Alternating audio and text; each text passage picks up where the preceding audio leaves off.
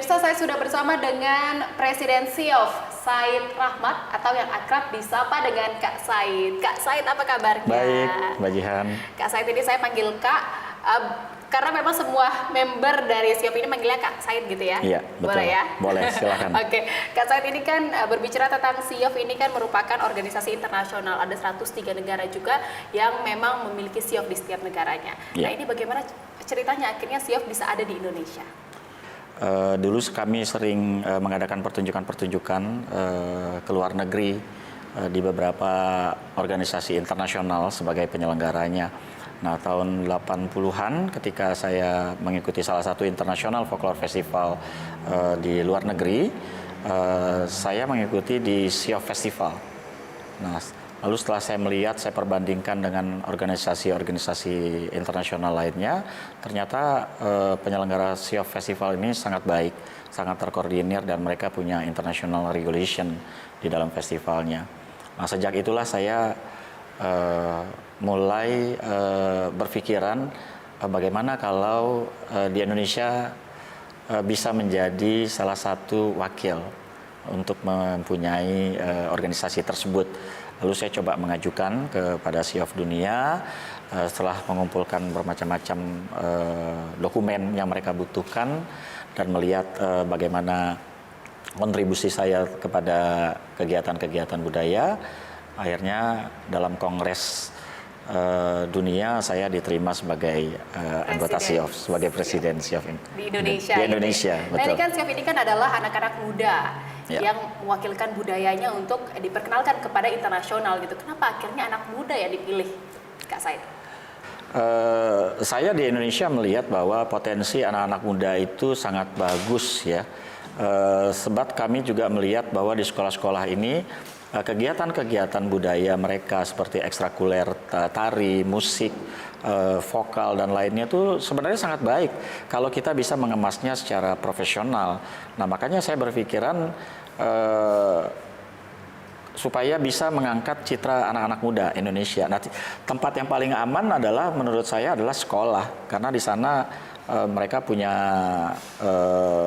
artinya organisasi sekolah itu lebih terkoordinir. Jadi saya tidak perlu repot-repot lagi, saya tinggal datang kepada sekolahnya, kemudian kita memberikan invitation kepada mereka, lalu kemudian sekolah tersebut mengundang orang-orang tuanya yang ingin anaknya ikut dalam kegiatan-kegiatan di dunia internasional.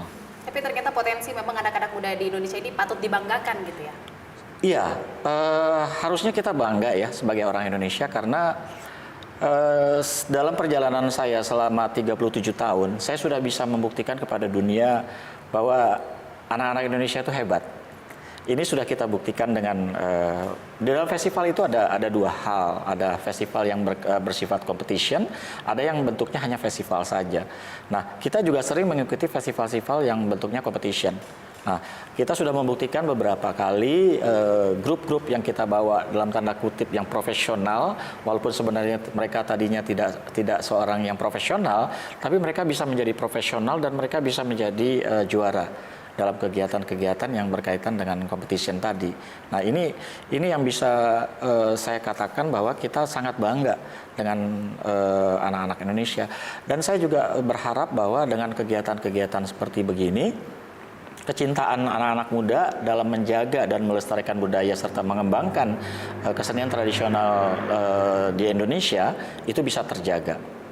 Nah, ini sebenarnya apa misi yang ingin disampaikan dari Kak Said khususnya untuk dari SIOF? Iya, karena saya ingin mengangkat citra anak-anak muda di Indonesia ini ke mata dunia. Saya ingin mensejajarkan anak-anak muda Indonesia dengan anak-anak muda yang ada di luar sana. Jadi kalau di luar itu kita melihat anak-anak muda itu sangat kreatif ya. Mereka sudah mandiri di usia yang sangat muda. Kemudian mereka banyak hal-hal yang mereka pikirkan untuk the future-nya. Nah, saya juga kepingin anak-anak muda kita itu seperti mereka.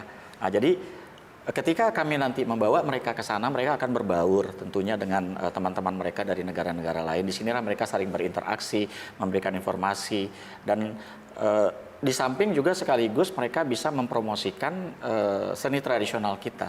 Saya bilang, Selama mereka mau dan selama mereka tahu apa tugas mereka ketika mereka menjadi misi negara di luar negeri, saya yakin mereka pasti bisa.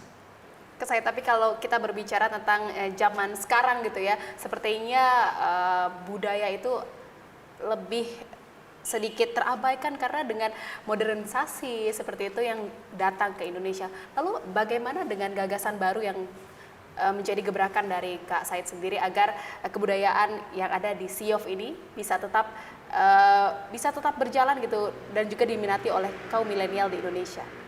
Ya, kita tahu zaman milenial seperti sekarang ini anak-anak muda itu lebih kepada hal-hal yang bersifat ilmu pengetahuan, ya kan? Jadi memang tidak banyak sekali kalau kita lihat anak-anak yang mau berkecimpung di kegiatan-kegiatan berkesenian. Nah, saya justru mengemas bagaimana produk-produk yang kami buat ketika kami mengajarkan kepada anak-anak yang akan mengikuti International Festival di luar negeri, yang kami sesuaikan dengan irama hatinya mereka, gitu. Jadi kita nggak bisa memberikan tarian atau musik yang masih sangat tradisional.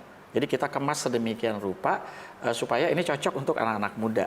Sehingga ketika hal ini kita sampaikan kepada mereka dan mereka mempelajarinya, mereka merasa senang, mereka merasa memiliki dan menyukai bentuk dari kesenian itu tersebut ya. Sehingga itu bisa menanamkan kepercayaan diri dan mereka mau untuk belajar. Nah, itu salah satu cara yang kami adopt ya dari kegiatan-kegiatan ini untuk kami transfer kepada anak-anak muda Indonesia. Jadi budaya dikemas menarik mungkin agar kaum milenial ini bisa juga tertarik gitu ya. Betul, Oke, betul. Kak Said, nanti saya akan bertanya-tanya lagi kenapa sih akhirnya Kak Said ini cinta banget sama budaya. Namun jawabnya nanti usai jeda, tetap di Bicara Indonesia.